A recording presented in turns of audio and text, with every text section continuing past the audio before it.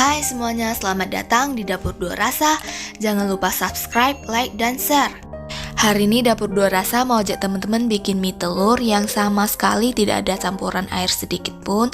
Jadi bahannya hanya tepung, telur, dan garam, itu saja. Dengan 3 bahan tersebut akan menghasilkan mie yang kenyal, dan saya akan bagi tips cara penyimpanan serta cara memasak yang sangat simple tapi enak. Yuk masak!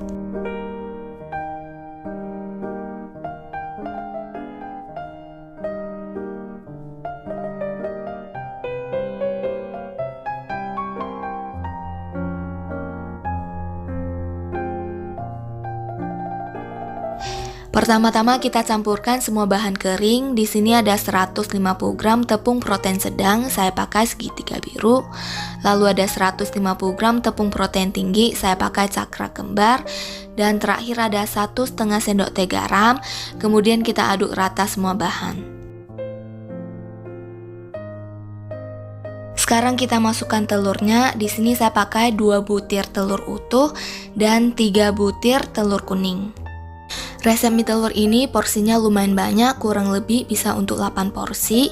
Dan ini cocoknya dibikin dengan menggunakan mesin mie ya, karena adonannya lebih kering, otomatis lebih berat untuk diulenin dengan tangan. Tapi jangan khawatir, saya akan bagi tips untuk teman-teman yang ulenin dengan tangan serta resepnya. Dan juga kalau teman-teman mau bikin dengan porsi yang lebih sedikit, resepnya ada di deskripsi. Ikutin terus ya sampai akhir. Tadi kita sudah masukkan telur, sekarang kita aduk dengan sendok sampai tercampur, kemudian baru ulenin dengan tangan. Telur yang teman-teman gunakan harus selalu fresh ya kalau untuk bikin mie, dan ukurannya jangan terlalu kecil, sedang-sedang gede gitu. Teman-teman yang lagi ulenin mie ini jangan kaget, teksturnya sangat kering, tapi jangan khawatir, gak perlu masukin air. Kita ulenin sampai asal menyatu saja. Kemudian saya bungkus dengan kantong es seperti ini, ataupun teman-teman boleh pakai cling wrap atau ditutup dengan kain juga gak apa-apa. Lalu kita istirahatkan selama 1 jam. 1 jam sudah lewat, sekarang kita ulenin lagi dengan tangan, dan kali ini adonannya jauh lebih elastis, lebih menyatu karena glutennya sudah terbentuk. Adonannya kita ulenin lagi kira-kira 2 menit, terus dibungkus dan istirahatkan lagi selama 15 menit. Bagi teman-teman yang gilasnya dengan tangan gak pakai mesin mie, tipsnya supaya lebih gampang untuk digilas, istirahatkannya lebih lama lagi, kira-kira 30 menit sampai 45 menit. Jadi semakin lama kita istirahatkan, adonannya akan semakin mudah digilas dengan tangan. Adonannya sudah 2 kali resting, saatnya kita bikin mie. Di sini saya selalu pakai tepung tapioka untuk menjadi taburan supaya saat dipotong dengan mesin maupun pisau, mie-nya tidak mudah lengket. Selain tepung tapioka, boleh digantikan juga dengan tepung maizena. Sekarang kita ambil adonan mie dan jangan lupa mejanya ditaburin dengan tepung dulu. Kemudian saya bentuk memanjang lalu dibagi menjadi 3 atau 4 bagian dan sisanya ditutup dengan kain. Selanjutnya kita ambil salah satu bagian, kemudian kita gilas dengan rolling pin.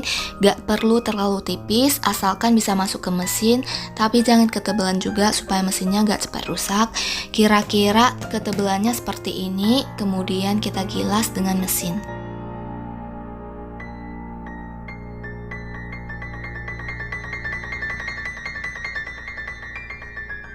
Pertama-tama kita gilas 2-3 kali, kemudian dikeluarin dan samping-sampingnya dilipat supaya rapi, dan lanjut kita gilas beberapa kali lagi.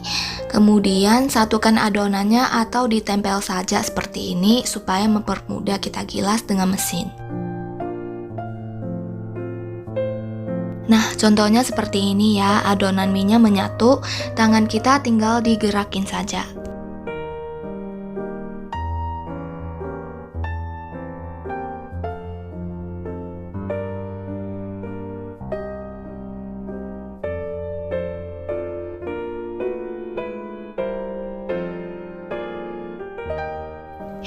Ini sudah jadi, ketebalannya sudah sesuai dengan apa yang saya mau. Sekarang kita keluarin dan taburin sedikit tepung tapioka sebelum dibentuk supaya tidak mudah lengket. Bagi teman-teman yang gilas dengan tangan dan potong dengan pisau juga sama. Jangan lupa ditaburin dengan tepung tapioka dan dilipat 2-3 layer baru dipotong dengan pisau.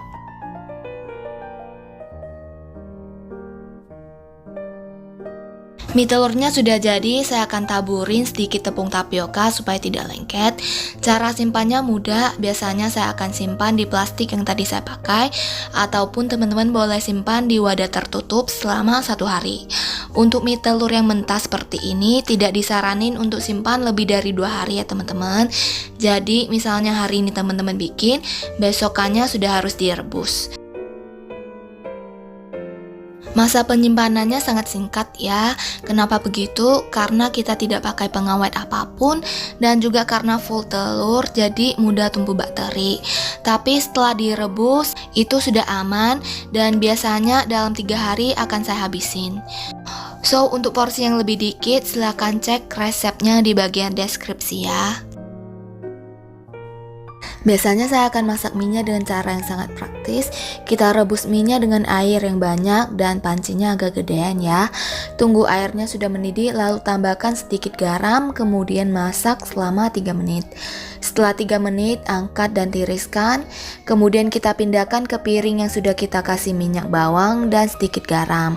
Ya gitu saja cara masaknya, simple dan enak. Teman-teman bisa kasih topping apa saja sesuai selera masing-masing. Cara bikin minyak bawangnya sudah pernah saya share di resep coipan, teman-teman bisa klik di bagian pojok kanan atas. Kalau teman-teman mau masak ulang atau menggoreng minyak, boleh direbus selama 1 menit sampai 2 menit saja sudah cukup, gak perlu sampai 3 menit.